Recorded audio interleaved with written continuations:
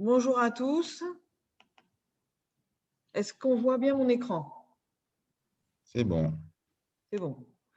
Donc, cette présentation vous est faite par… Attendez, je reviens. Je suis pas dans mon temps.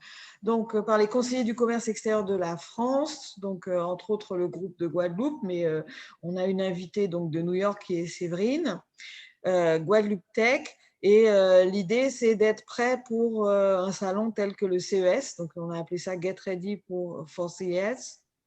On a failli faire cette présentation en anglais, mais on s'est dit que pour une première, c'était peut-être un peu raide.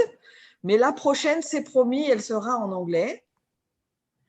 Voilà, donc qui sont les conseillers du commerce extérieur de la France? Pour ceux qui ne connaissent pas, ce sont des hommes et des femmes experts de l'international et au service du développement de la France.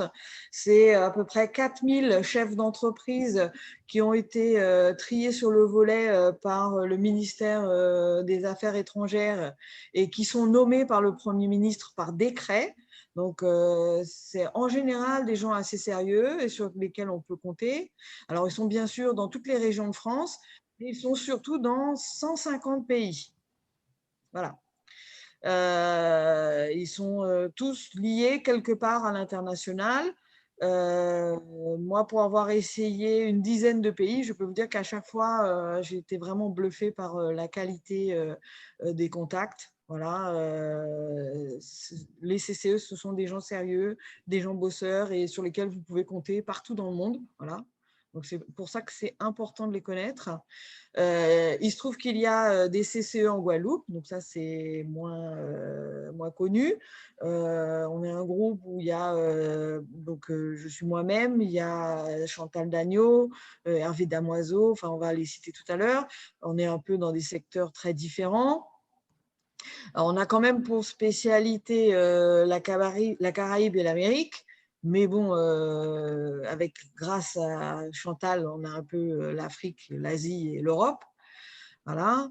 On est tous dans des entreprises privées, voilà, et on s'implique.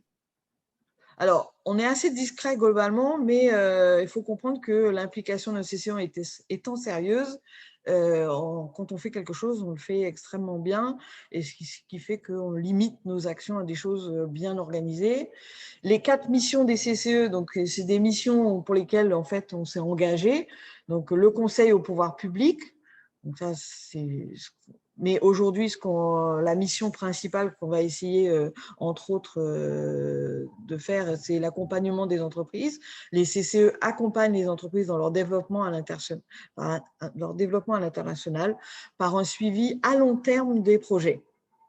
Voilà. Ensuite, on a la formation des jeunes et la promotion de l'attractivité de la France. Le comité Guadeloupe, qui est donc chapeauté par la courageuse présidence de Sabine Bajazet et qui comprend les membres suivants: Claudie Ali, Hervé Damoiseau, Chantal Dagneau, Gilles Pignalozas, Soisic Duret-Motard, François Avinel, Lisa Blanchard et moi-même. Voilà. Alors, le leitmotiv des CCE, c'est notre passion la France, notre mission le monde. Voilà. Sachez que vous pouvez en Guadeloupe faire appel donc à tous ces CCE pour vous accompagner dans vos projets à l'international. On s'est engagé et on a été nommé par décret par le Premier ministre. Donc, en général, quand on accompagne un projet, on le fait de toute façon très, très sérieuse. On a une invitée spéciale, donc une CCE de New York qui est Séverine, et je la laisserai se présenter. Il y a Lisa qui nous rejoint, donc c'est ceux de Saint-Barthélemy. Bonjour Lisa. Donc Séverine, je te laisse la parole pour présenter qui tu es et surtout l'action des CCE en Amérique du Nord. Alors, je suis entrepreneur. J'ai créé ma société en 2002 à Paris. J'avais 22 ans et j'ai ouvert ma filiale en 2008 en pleine crise financière à New York. Parce que j'y voyais des opportunités. Avant ça, j'ai essayé la Tunisie, l'implantation en Tunisie en 2005. Je suis CCE depuis 2006. Donc, j'ai une activité dans le marketing événementiel et donc j'ai créé également une structure en 2019 pour faire en fait du conseil et de l'accompagnement, à la fois en business et en immobilier. Et donc récemment, j'ai d'ailleurs ouvert une filiale donc à Saint-Barthélemy. Donc notre groupe CCE à New York, enfin c'est Amérique du Nord, Est. On se réunit donc tous les 2 mois. On est une section qui est assez importante. On est plus d'une centaine, on est 130. Et donc on a la chance d'avoir toujours des intervenants très intéressants, à la fois en termes d'entreprise. On a notre consul qui participe également, notre ambassadeur. Et puis, on a la chance également d'avoir des ministres lorsqu'ils passent par New York. Je suis allée donc au CES, je ne sais plus depuis combien de temps, mais de quelques années, notamment à la fois avec les CCE, et puis parce qu'on avait formé un groupe en fait, et même donc avant cela. Et donc, je pourrais vous partager du coup mon expérience en tant que CCE au CES et accompagnatrice. Donc, on parlait du CES. Donc, cette année, c'est du 5 au 8 janvier 2022, donc toujours à Las Vegas. Le thème, c'est Beyond the Everyday. Voilà, donc moi, mon point de vue, en fait, quand on a commencé à penser au niveau de vouloir accompagner donc le groupe de Guadeloupe Tech à peut-être aller au CES, le mot d'ordre surtout, c'était qu'il fallait se préparer en amont, parce que le CES, c'est quelque chose d'assez important, hein. Le CES réunit les dernières innovations, les techs mondiales, les plus grandes marques, les startups sont présentes. C'est 4 jours et c'est 4 jours super intenses. Et il faut s'y préparer. Voilà. Donc, je vous donne quelques chiffres quand même. Le CES, c'est quand même 269 420 mètres carrés, 4 400 exposants, 20 000 innovations, 300 conférences. Et j'ai mis mon podomètre sur mon téléphone, je faisais 15 km à pied par jour. Donc, voilà, au CES, on n'y va pas comme ça. Il faut vraiment savoir ce qu'on va y faire. Donc, je vous conseille, bien sûr, je vous ai mis le lien en bas pour que vous alliez regarder les vidéos, notamment des CES antérieurs, pour pouvoir vous inspirer de ce que vous allez chercher au CES. Donc, c'est pour ça que, comme c'est quelque chose d'immense et de très divers, il faut donc se préparer sur ce salon. Donc, je vous propose 3 regards sur le CES. Donc, le mien, hein, moi, j'ai un regard d'acheteur parce que Dauphin Télécom, la dernière fois, j'y suis allée en tant que CCE, mais j'y vais plusieurs fois. J'y suis allée plusieurs fois en tant qu'acheteur. Je vais acheter des téléphones, des accessoires, du matériel pour la 5G. Voilà. Donc, moi, j'ai vraiment un regard un peu particulier sur le CES. Chantal, donc, elle apporte une approche plus financière, hein, préparer son plan d'affaires pour l'export. Et enfin, Séverine, la partie communication et marketing, parce que je pense que quand on expose au CES, il y a tout ce qui va autour qu'il faut préparer. Voilà, mais ça, Séverine vous en parlera beaucoup mieux que moi. Moi, quand je vous dis que ce qu'il faut vraiment savoir, à mon avis, sur le CES, c'est d'abord que voilà, c'est Consumer Electronic Show.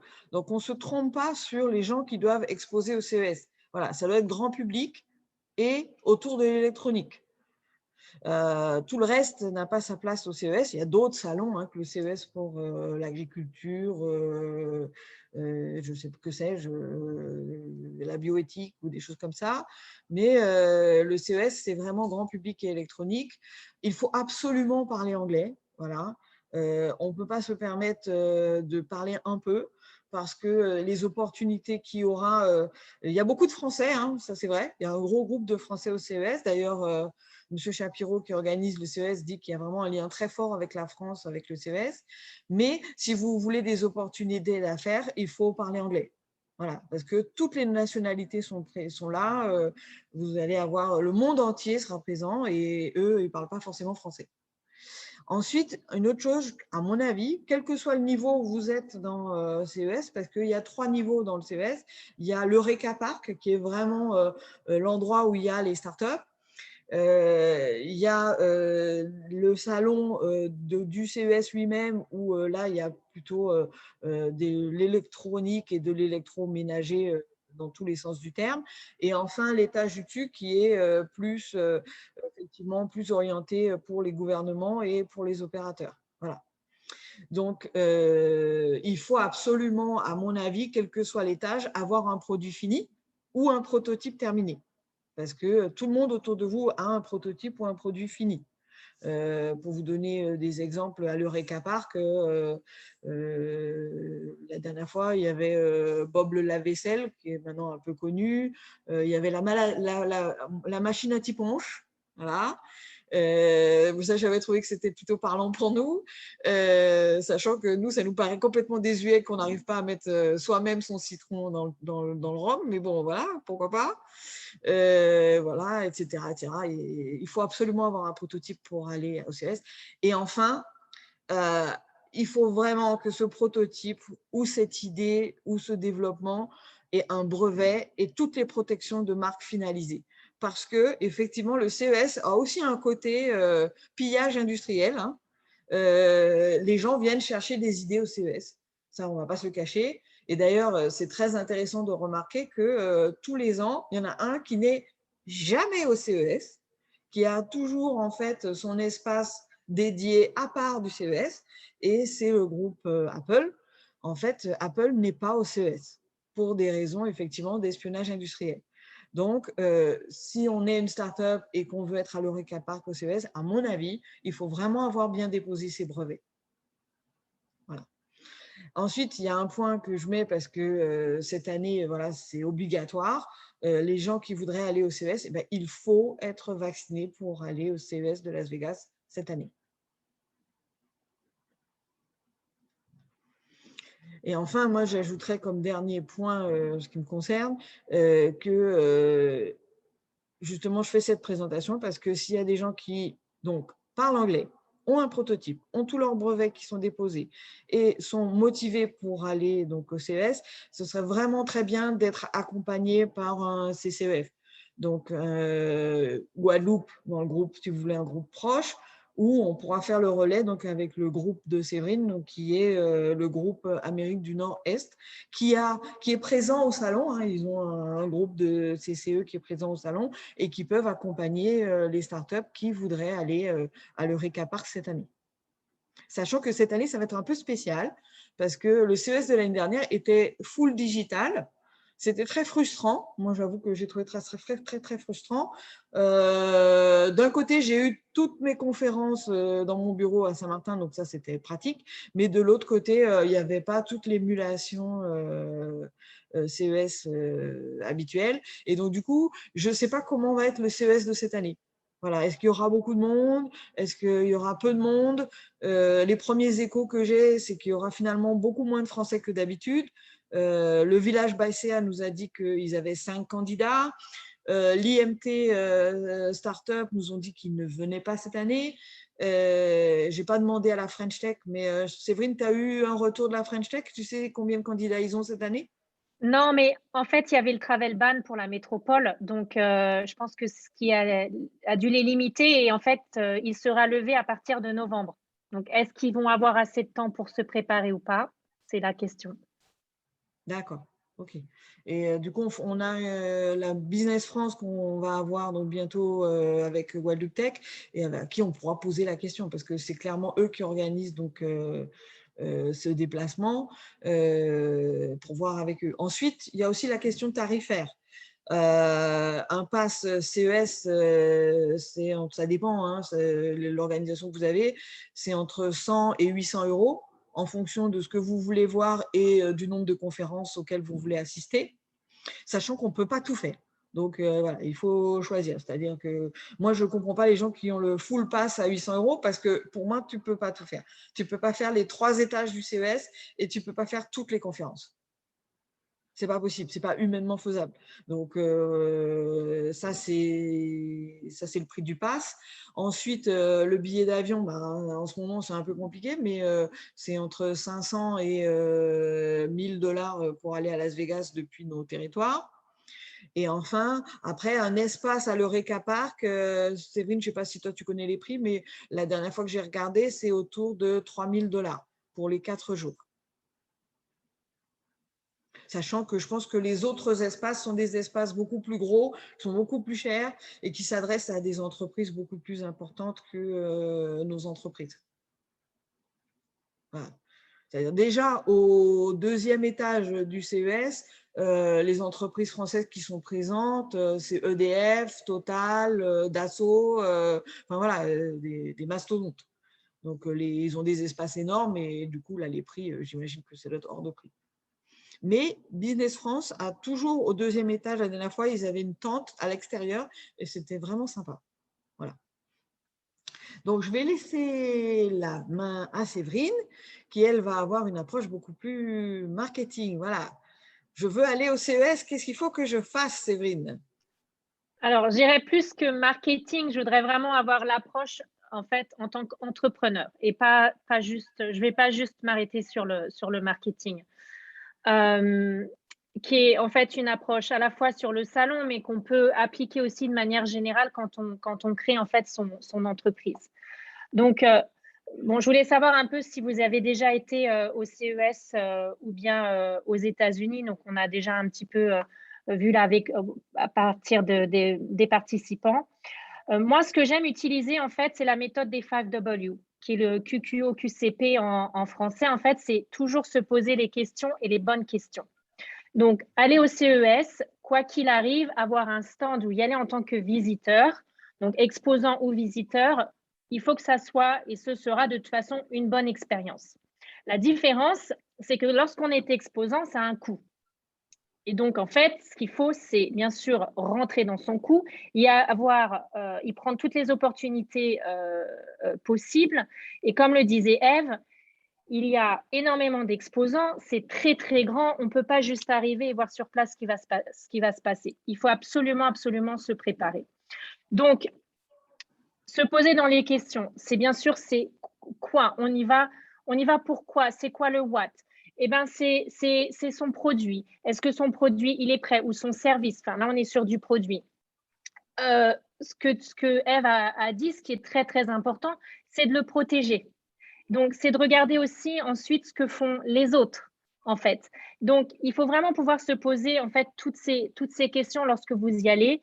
C'est-à-dire, j'ai mon produit, il peut, par exemple, fonctionner aux Antilles, il peut fonctionner en métropole, il peut fonctionner dans tel ou tel pays, mais est-ce qu'il est prêt, par exemple, pour un marché américain? En même temps, vous allez au CES pour avoir une vision qui va être globale. Vous allez faire des rencontres.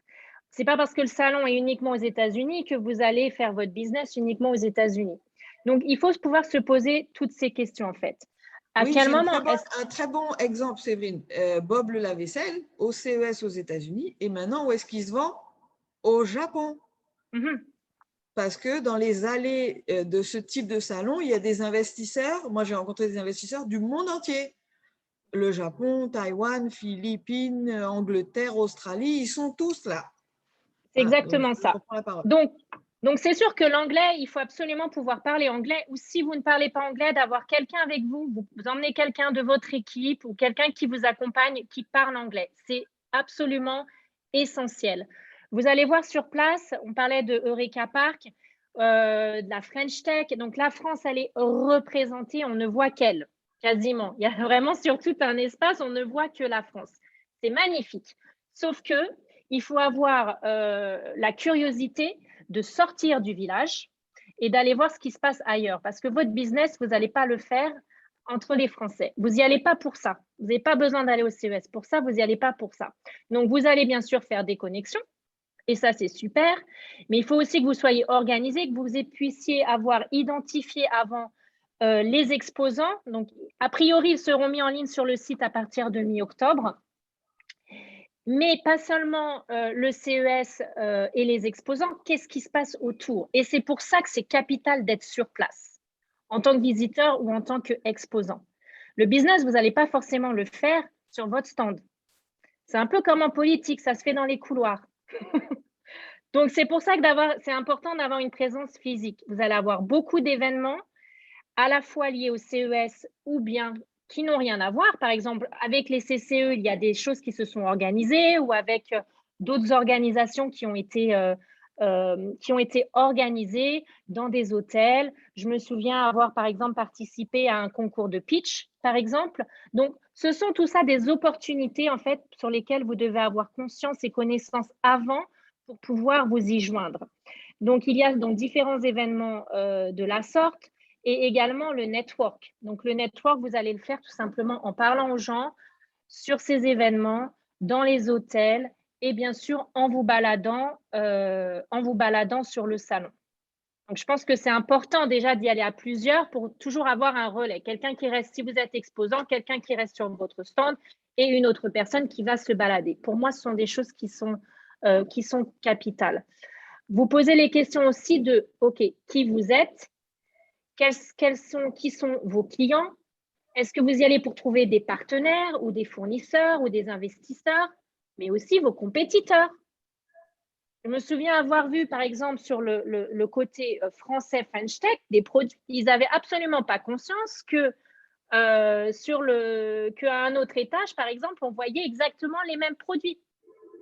Vous pensez que vous avez un produit qui est complètement innovant et nouveau, mais en fait, il existe déjà dans un autre pays. Et si vous vous baladez, vous allez le trouver sur le CES. Donc ça, c'est vraiment très, très important de pouvoir, si vous êtes exposant, de sortir du stand et d'aller voir ce qu'il s'y passe. Et ça prend du temps. Il y a un gros travail, je pense, de préparation. Donc, votre produit, s'il est unique, assurez-vous bien qu'il soit vraiment unique. Oui, innovant, puis c'est intéressant, Séverine, moi je trouvais ça intéressant, effectivement. Par exemple, dans le Recaparc, ce qui est bien, c'est effectivement quand on a une idée, d'aller voir un peu comment elle se décline dans d'autres pays. C'est-à-dire que clairement, voilà, il y a beaucoup d'idées qui se recoupent, mais des fois, il y a un enrichissement possible. Je l'ai vu donc effectivement sur quelqu'un de l'IMT Startup qui faisait de la résine pour les dents au micro-ondes. Et il a trouvé un match sur les startups israéliennes. Et après, ils ont présenté un produit ensemble au JTEX en Europe. Donc, il y a des vrais contacts à faire, en fait, avec vos homologues étrangers. Complètement. Et en termes de business de manière générale aussi, si vous lancez un produit, ne pensez pas forcément à la plus grande ville, pensez au marché secondaire. Ça peut être des très bonnes opportunités en termes de lancement de produits. Alors là, je vais parler en tant que New-Yorkaise. J'ai vu beaucoup d'entreprises arriver à New York, que ce soit en termes de produits innovants ou de services, en disant, voilà, on va se lancer ici. Je dirais que c'est une grosse erreur. Parce qu'on va arriver à Manhattan, mais ça coûte tellement cher, la vie ici, même en termes d'entreprise, etc., que souvent on se plante. Alors que si vous lancez votre produit et vous testez votre produit dans un marché secondaire, vous pouvez le tester et ensuite vous pouvez viser des villes plus importantes. Donc, ce sont des petites choses comme ça, des partages d'expériences, en fait, je pense, qui sont importants. Le timing aussi est quelque chose d'extrêmement important et que vous allez voir, en fait, en échangeant avec d'autres partenaires. Je cite toujours cet exemple qui remonte aux années 2000, mais qui est clairement, en fait, dans la tech. J'ai cette expérience, en fait, d'un de mes anciens partenaires, en fait, en France. Ils avaient lancé à l'époque la télé sur Internet, qui s'est créée dans les années 2000. Et en fait, ils ont fait un carton. Ils avaient vraiment énormément, c'était sur un système d'abonnement. Et c'était je me souviens, lancé avec Jacques Rosselin, et en fait, ils ont été victimes de leur succès parce qu'à l'époque, il n'y avait pas le haut débit. Et donc, en fait, il fallait plus vous aviez d'abonnés et plus vous aviez de bandes passantes. Donc, le produit, il était super. On voit aujourd'hui avec genre Netflix, par exemple. Mais il n'était pas prêt. C'était une idée absolument fantastique, sauf qu'il n'était pas prêt pour le marché. Donc, il y a toujours cette histoire, en fait, et c'est pour ça, en fait, que j'aime utiliser, encore une fois, cette méthode des 5W, c'est toujours de se poser des questions. Est-ce que c'est le bon timing?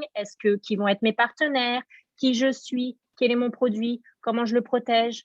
Donc, tout ça, c'est vraiment hyper important de se poser toujours ces questions. Quelle est la durée de mon produit? Et aussi, bien connaître son produit et savoir le définir en anglais. parce que, L'anglais, c'est capital. On ne revient pas par là-dessus. Il exemple, faut parler anglais. moi, j'ai vu des entreprises, des startups, ils faisaient de la lessive en vrac.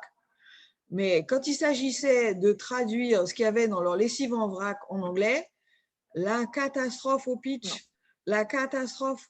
Et pourtant, ils avaient un supermarché, je ne sais pas si vous connaissez, canadien, qui fait tout, ça s'appelle Yellow.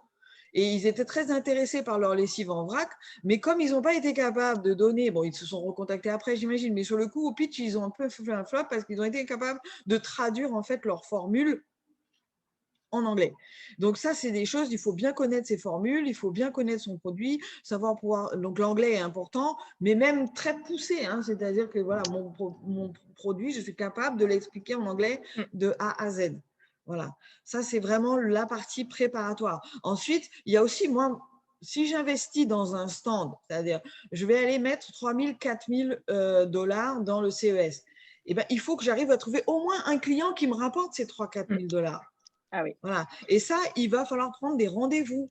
Et là, il faut utiliser soit le réseau de Business France, soit le réseau des CES pour avoir des rendez-vous avec des gens qui sont prêts, avec des acheteurs. Et ça, c'est là où il faut passer par des relais qui sont sur place. Parce que ça, vous n'allez pas le faire depuis… Ça va être compliqué de le faire depuis la Guadeloupe. Voilà. Ça, c'est certain. Ouais, excuse-moi, je t'ai coupé. L'anglais, c'est capital. Il faut pouvoir expliquer, bien sûr, son produit, les composants, les ingrédients, tout ce que vous voulez. Il faut que tout soit en anglais et ça, il faut le maîtriser. Il n'y a pas là-dessus, il faut se préparer là-dessus.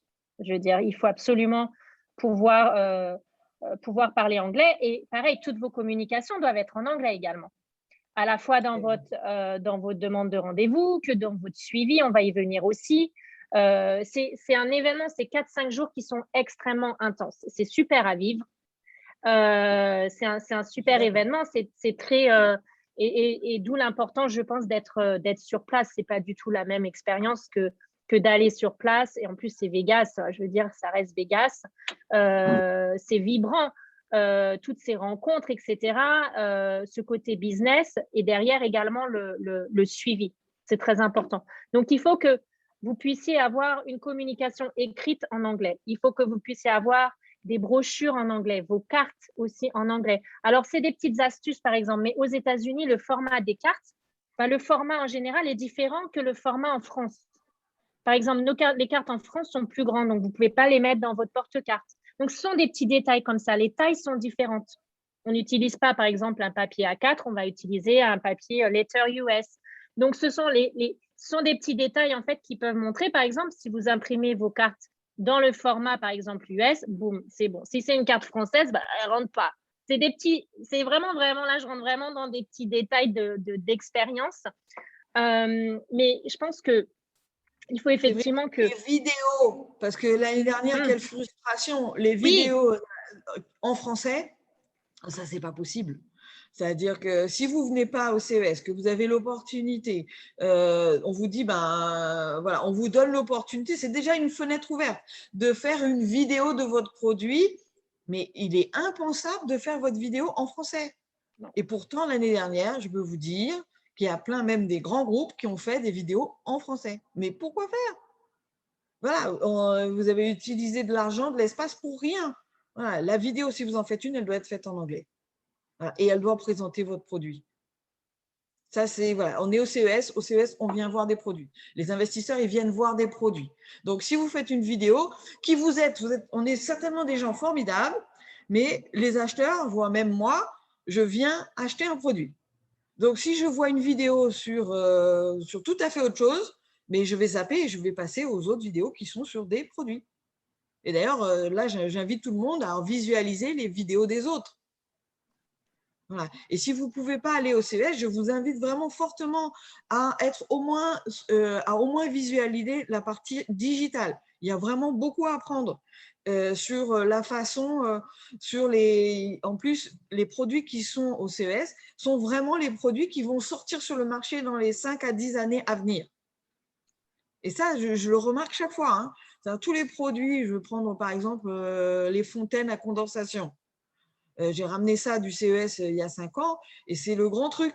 C'est voilà, dans nos latitudes, fabriquer de l'eau avec des fontaines à condensation, ça fait sens. Voilà. Et maintenant, ils les ajoutent avec du panneau solaire et on peut faire donc fabriquer de l'eau avec du solaire. Mais ça, les écrans LED, enfin bon, etc., etc.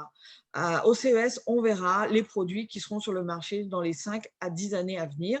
Et si votre produit doit être sur le marché dans les 5 à 10 années à venir, il faut qu'on le voit. Voilà. Et la vidéo que vous faites, il faut qu'elle soit en anglais et qu'on voit votre produit. C'est ça. Voilà. Donc là, j'ai repris donc, les sujets, parce qu'il y a des sujets qui sont sélectionnés.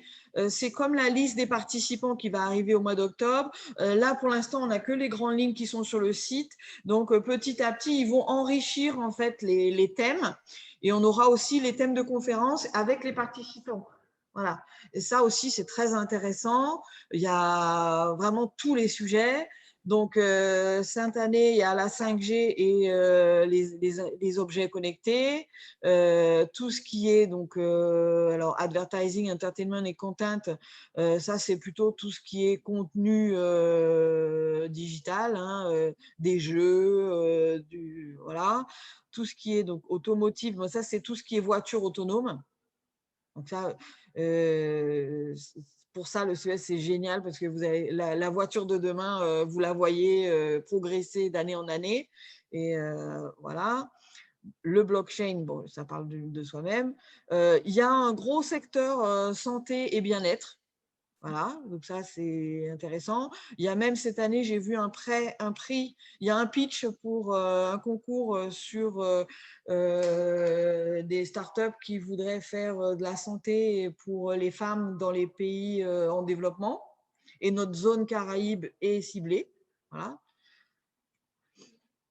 Et il y a 3 niveaux en fonction du chiffre d'affaires. Mais bon, on est entre 5 et 25 millions de dollars pour la première étape. Donc bon, c'est quand même particulier.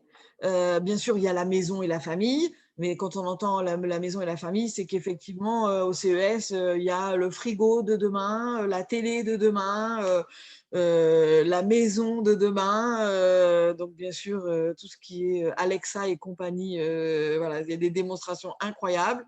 Vous achetez votre poulet surgelé et il ressort cuit avec les pommes de terre. Ce qui est un rêve pour moi, hein, parce que je cuisine très mal. Ensuite, Immersive Entertainment, c'est tout ce qui est 3D. Product Design et Manufacturing, ça c'est pareil, c'est la maison et la maison de demain. Hein, donc, bon, je ne sais pas pourquoi je pense à ça, mais il y a une super présentation de Kohler qui fait la salle de bain de demain, voilà, avec les robinets, la douche, voilà. Robotics et machines intelligentes, donc ça c'est le paradis des robots. Ensuite, de façon surprenante, il y a le sport et toutes les machines associées au sport. Et enfin, je pense que là où la plupart des prospects Guadeloupe ont leur place, c'est les startups. Et là, c'est ce qu'on appelle l'Eureka Park, qui est vraiment un endroit très particulier. Enfin, moi, je n'ai pas vécu ça ailleurs qu'au CES. Une concentration de startups du monde entier, ça bouillonne d'idées. Voilà. Donc, comme l'a dit Séverine, même une visite en tant que touriste, ça vaut le coup au CES, en particulier à l'Eureka Park. Donc, je passe la main à Chantal, parce qu'il y a un autre élément qu'on n'a pas dit, Séverine. On ne peut pas venir au CES sans avoir un budget. plan d'affaires. Voilà. Donc, je laisse Chantal expliquer le plan d'affaires export. Qui doit être rentable. Alors, merci en tout cas pour les deux interventions précédentes qui ont été très ciblées sur le CES. Moi, je vais être moins ciblée sur le CES plutôt pour expliquer quels sont les enjeux de financement, hein, parce que partir à Las Vegas ou partir d'ailleurs n'importe où dans le monde quand tu es dans une politique d'export, elle va commencer à soulever certains coûts immédiats, apparents. Mais aujourd'hui, partir au CES se traduit également par derrière le CES, il risque d'avoir autre chose, du business. Comment donc? Est-ce que ça rentre dans une stratégie d'export ou non? Et tout ça, en fait, ça a des coûts. Alors, si Ève, tu peux… Alors, Chantal, tu vas me tuer. Je n'ai pas la bonne présentation. Et tu n'as pas… Alors vous-même, vous allez m'excuser 2 minutes. Je vais aller chercher la bonne présentation avec la bonne feuille pour Chantal. Je reviens. Tout va bien. Bon, de toute façon, Tout va bien. je peux combler de toute façon. Voilà, comble, En comble. Vas-y, attendant, j'arrive. pourquoi j'interviens sur la partie financement, puisque effectivement, j'ai un cabinet institution et stratégie où j'accompagne les porteurs de projets sur 3 aspects. Alors, je ne sais pas si vous me voyez en mode zombie ou pas, j'ai l'impression que mon visage est un peu bizarre dans l'arrière-fond, je suis désolée. Euh, En fait, on accompagne les porteurs de projets tant sur la partie lobbying que sur la partie ingénierie financière de projet, la levée de fonds, les subventions, effectivement, subventions européennes, mais pas uniquement, hein, les financements aussi à l'international et accompagnement des entreprises à l'international. La particularité que l'on a pour l'accompagnement à l'international, c'est justement le fait de ne pas forcément aller vous chercher des commerciaux dans certains pays, mais plutôt chercher à insérer vos projets de développement dans des dispositifs financés par des bailleurs internationaux. On va prendre par exemple l'AFD ou les banques de développement qui vont financer certains projets justement au titre de la coopération avec les États membres. Et souvent, le bénéficiaire local est une entité publique. Donc, c'est là souvent que va être notre valeur ajoutée. J'y suis, Chantal. Ma valeur J'ai ajoutée. le bon écran. Ah, voilà. Alors, du coup, quand vous dites à la CES, l'ensemble des personnes connectées, vous êtes là pour 2 raisons. C'est-à-dire vous avez 2 occasions qui fait que vous allez au CES. C'est une opportunité simple, spontanée, c'est-à-dire l'occasion d'aller voir eux, sans forcément rentrer dans une stratégie derrière de dupliquer sous-là, aller faire tous les salons qui existent pour pouvoir continuer à vendre. OK ? Mais si vous êtes dans une stratégie effectivement d'export, c'est-à-dire je veux aujourd'hui me croître à l'extérieur de mon marché local, il y a des questions clés qu'il faut que vous arriviez à vous poser. Est-ce que vous êtes vraiment prêt à affronter le marché mondial? Parce qu'il ne suffit pas aujourd'hui de vouloir l'export, il faut pouvoir aller à l'export. Et quelles sont les différentes étapes dont on a besoin de vérifier pour pouvoir, si vous voulez, être sûr que ça vaut le coup et pas connaître l'effet déceptif. Ouais, je suis partie à Las Vegas, c'était bien sympa, on s'est bien amusé, mais concrètement, en termes de business, ça m'a coûté, je n'ai pas eu de retour sur investissement. Donc, première étape, en fait, c'est élaborer un plan d'exportation. Dans le plan d'exportation, c'est tout simplement le fait de faire comme un espèce de business plan. Quel est mon marché cible, effectivement, qui je vise. Eve nous a dit, attention, c'est grand public, c'est électronique. Qui je vise, qui je considère que je dois aller voir au CES dans ma success story. Si j'ai touché ces personnes-là ou j'ai touché cette personne-là, j'ai réussi. Donc ça, c'est très important de vous fixer des objectifs très précis sur qui vous voulez viser, au-delà de toute la découverte que vous allez avoir.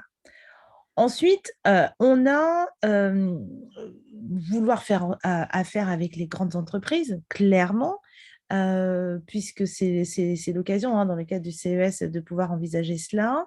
Il faut derrière pouvoir élaborer votre stratégie de marketing pour l'export.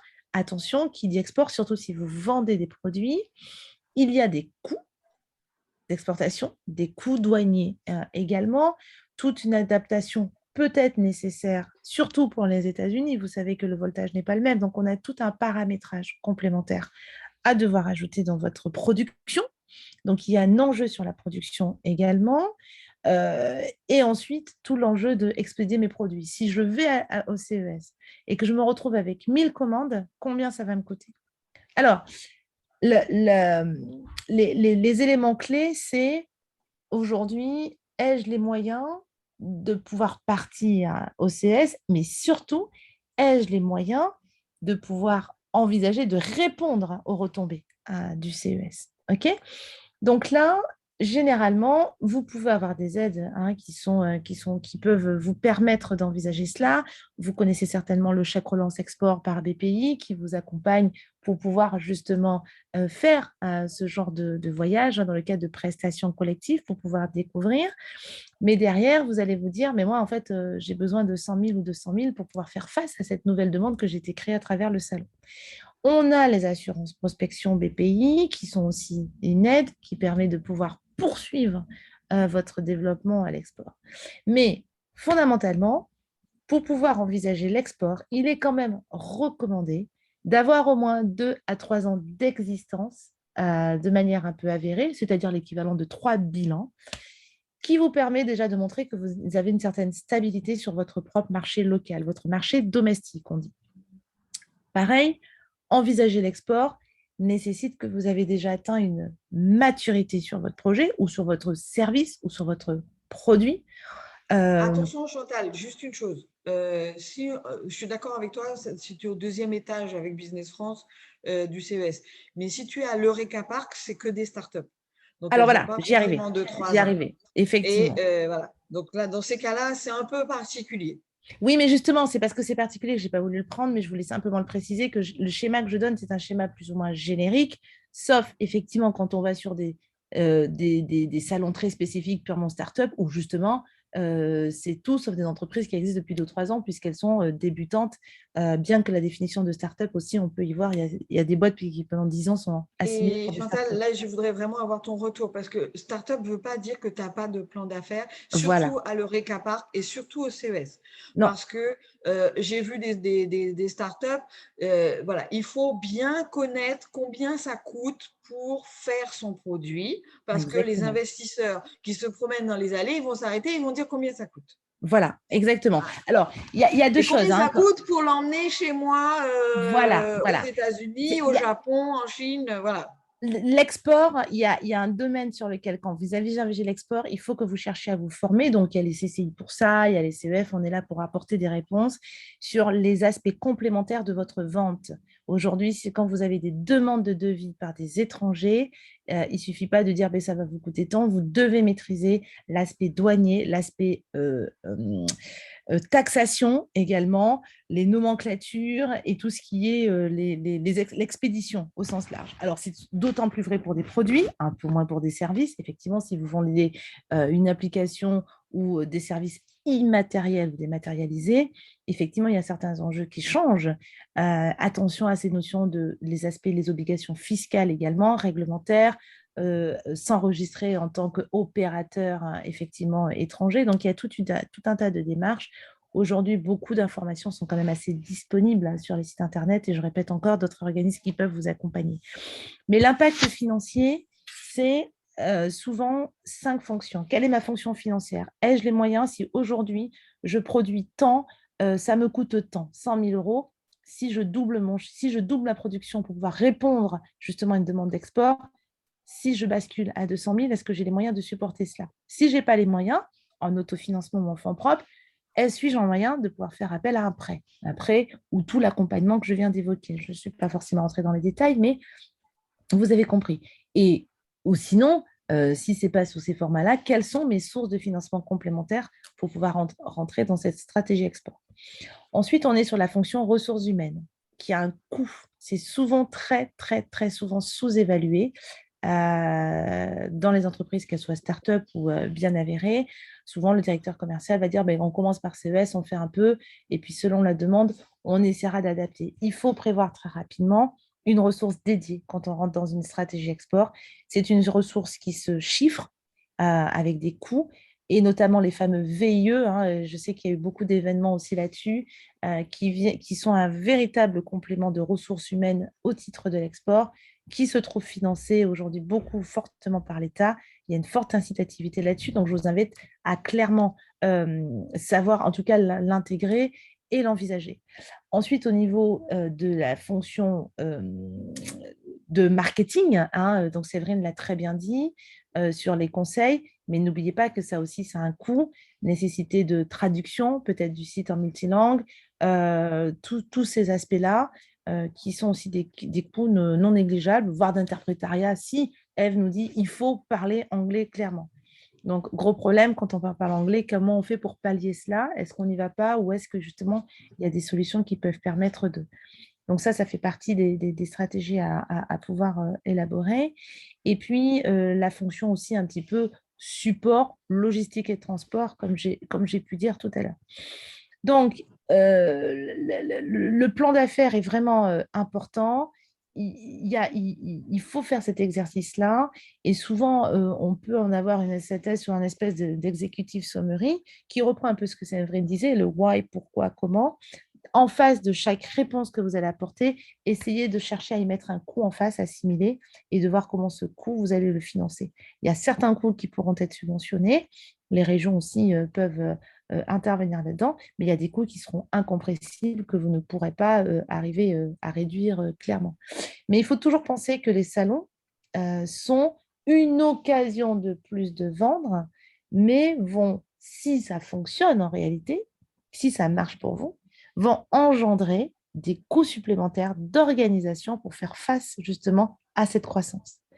Et c'est là où vous avez intérêt de réellement bien faire votre checklist avant pour pouvoir évaluer l'impact et pas crouler sur je reviens du CES, j'ai 18 devis à faire. Or, si vous tournez à 3 devis par jour, vous êtes déjà en rupture par rapport à votre production et vous rentrez dans un risque que vous n'avez pas forcément évalué.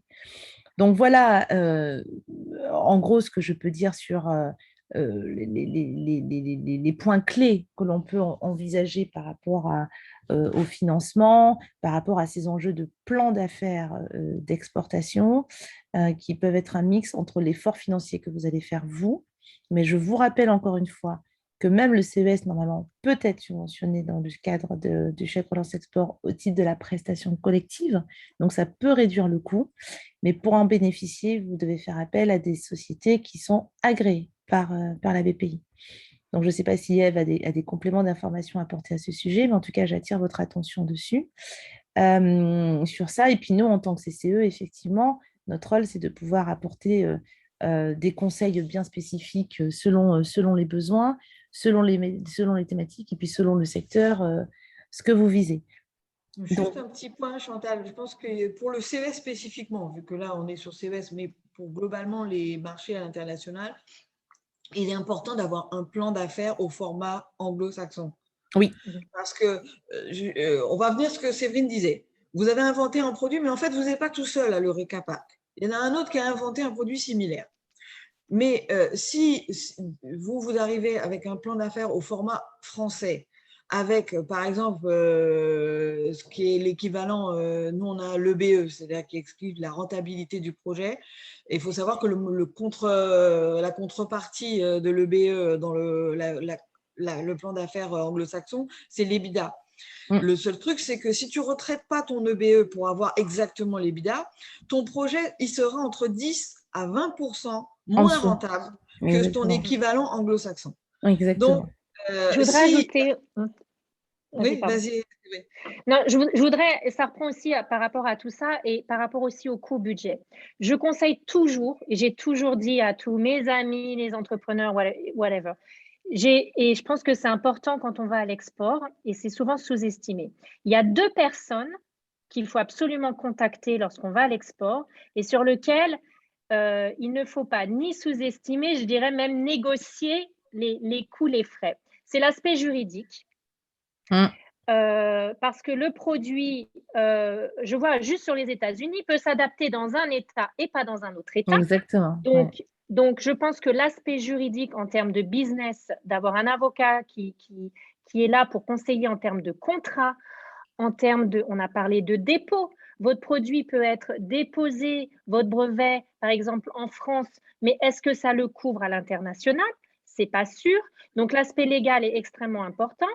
L'assurance crédit également, les assurances crédit, voilà, l'assurance sur les produits. Ouais. Exactement. Donc, ça sont des choses, je pense, qui sont absolument à faire en début de projet. Et Chantal, vous avez évoqué aussi l'aspect fiscal. Et donc, je pense que de parler à un expert comptable aussi dans le pays, que ce soit à la fois en développement ou juste au niveau du produit, on a parlé des douanes, etc. Je pense que ce sont 2 partenaires essentiels à prendre en considération au point de départ et non pas quand c'est trop tard. Oui, donc ça rentre dans le plan d'affaires. Oui, exactement. C'était une petite parenthèse que je trouve tout à fait, qui est essentielle. Oui, effectivement, la notion de propriété intellectuelle et les brevets aussi sont extrêmement importants, de bien vérifier si c'est applicable par rapport à la zone visée, notamment quand il y a des États, quand on est sur des grands territoires comme ça. Bien verrouiller toute cette checklist en fait. Effectivement, une due diligence, on parle de plan d'affaires, mais la due diligence va avec derrière. Je vérifie que j'ai mes prérequis minimum et c'est surtout essayer le maximum d'identifier les coûts apparents des coûts induits, les coûts masqués qui en réalité peuvent être fatals et non pas en partant là-bas, je répète toujours, parce que ça, ce sont des coûts maîtrisés. Elle va parler du billet de train, le billet d'avion, le prix du stand, 800 euros, si on compte de ce que tu as dit, ça coûte 2000 euros, 2500 euros d'y aller ou 3000 euros. Mais en réalité, est-ce qu'aujourd'hui, intégrer le CES dans ma stratégie d'export va me coûter que 3 000 euros? Certainement pas. Donc, quels sont tous les autres coûts associés, induits à cela? Et puis, si c'est CES une fois, et après, c'est peut-être d'autres que le CES dans le même esprit, si on fait 4 à 5 salons par an. Et c'est vrai que là, dans ce cas-là, c'est extrêmement important de pouvoir bien mettre ça en place. Donc, le document, moi, souvent, j'accompagne les entreprises justement sur leur assurance prospection dans le cadre de leur export. Le document de la BPI est relativement bien fait parce qu'il contraint de pouvoir détailler l'ensemble des coûts auxquels on ne pense pas forcément, même des frais d'échantillonnage. C'est pareil, tiens, je suis en train d'y penser. On oublie souvent que, en fait, si vous voulez aller au salon, il va falloir que vous amenez des échantillons. Vous n'allez pas forcément arriver avec tout. Ça a des coûts, cela. Et ça s'anticipe énormément. Et puis surtout, comment y mettre une rentabilité ou voilà. Bon, le tableau permet de cela et on suit sur 3 ans. Donc, ça permet de voir si effectivement il y a une croissance de vente ou au détriment d'une croissance de dépenses. Et c'est vrai que c'est relativement bien fait, très, très pratique. On trouve les informations sur le site de la BPI, notamment dans l'assurance prospection. C'est un document, un tableau Excel relativement bien fait, mais qui a la vertu de rentrer dans des dépenses auxquelles on ne pense pas forcément. Des frais de représentation. Chantal, je vais mettre un bémol pour connaître le site de la BPI. Et pour toi, il apparaît. Je pense qu'il faut nous envoyer donc le détail de ce site. Mais tu veux que je t'envoie le tableau? J'ai compris. De texte parce que les sites de la BPI sont complets. Mais ils sont souvent complexes. Désolée. Je comprends que tu as envie que je t'envoie le tableau. Il n'y a pas de souci, je te l'enverrai. Ça marche. Mais effectivement, en tout cas, voilà, ça fait partie des conseils que l'on peut donner dans le plan d'affaires dont on parle, le plan d'exportation, avant d'envisager effectivement tout ça. Et l'occasion du CES est une occasion tout à fait idéale pour faire l'exercice, en fait, pour vous à froid. Et si finalement vous vous apercevez que c'est trop élevé ou les incidences sont trop importantes, ensuite c'est une aide à la décision. J'y vais pour me faire plaisir, je l'assume, c'est pas grave, je sais que ça va me coûter, ou au contraire, si je rentre dans une vraie stratégie d'export, quel va être l'effort et combien de temps je vais pouvoir pallier finalement les coûts qui vont être générés. Exactement. Je pense que ça, c'est une très bonne question à se poser. Donc, c'est pour ça que quand j'ai vu les dates du CES au mois de janvier, je me suis dit, s'il y a des candidats qui ont envie, voilà, qui sont très motivés, il faut que dès aujourd'hui, ils se préparent. Voilà. Oui, donc, tout à fait. Avec toutes les adaptations nécessaires, c'est ça, penser aux échantillonnages. Penser également à une autre chose, c'est la notion d'accueil, parce que l'interculturel rentre fortement en jeu. Et si vous êtes sur un stand, alors si vous allez visiter, mais surtout si vous prenez un stand ou ce genre de choses, je ne sais plus jusqu'à quel point c'est possible, Ève, c'est la notion de je prépare en fin de journée, vous savez, un pot sur mon stand pour faire venir, ou j'ai des goodies que je donne, tout ça. Sont des choses qui s'évaluent aussi, clairement. Après, je conseillerais, s'il y a du monde de Guadeloupe Tech en start-up, il y a quand même donc la French Tech qui est là, le Village by CA le pavillon, qui est là, Business France qui est là, et eux, c'est vrai qu'ils proposent des animations, et donc du coup, on peut intégrer son animation dans l'animation générale. Vraiment, moi, j'encourage vraiment tout le monde à vraiment se faire encadrer, à participer à un groupe. Voilà, à ne pas y aller tout seul en stand-alone. Je crois que ça, ce serait vraiment… Alors, soit on est une entreprise où on a déjà vraiment bien…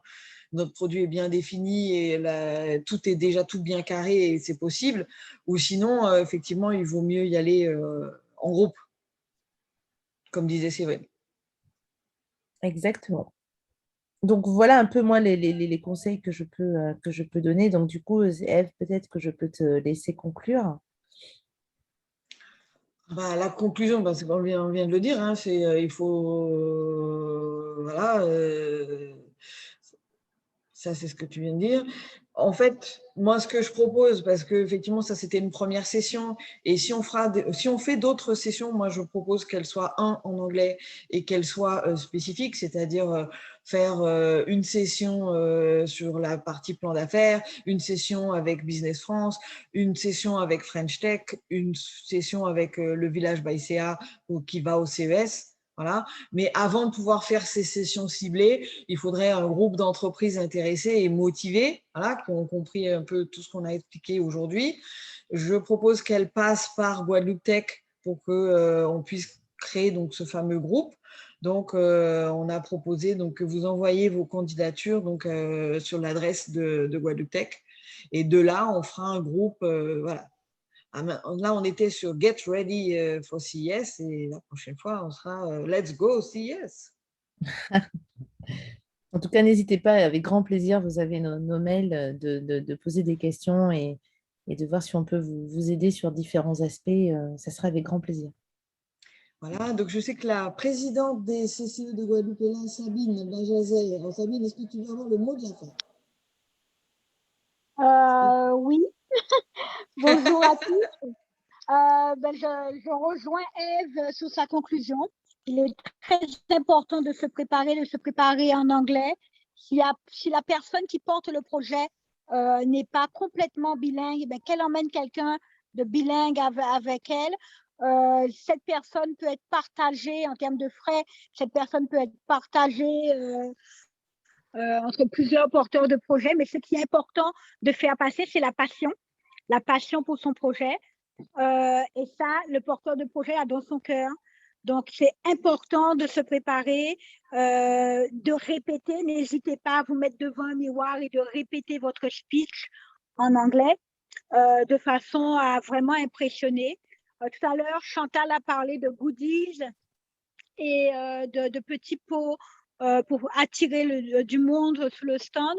Alors, je ne sais pas si c'est permis à cette manifestation, mais le petit punch guadeloupéen marche très bien.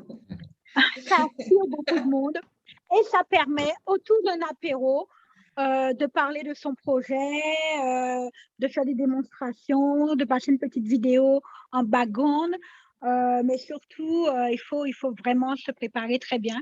Et n'hésitez pas à faire appel au CCEF pour cette préparation. On sera ravis de vous accompagner dessus.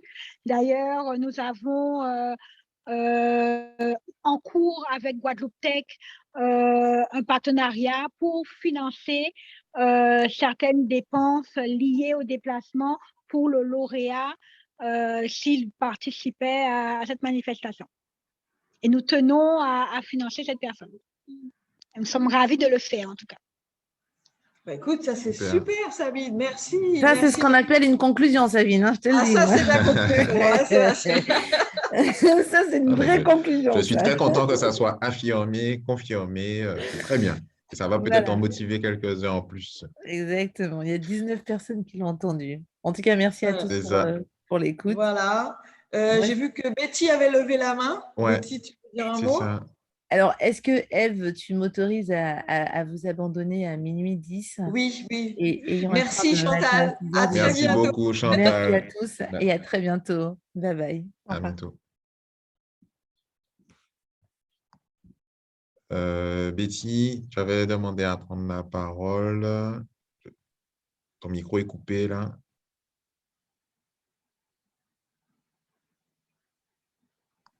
Betty.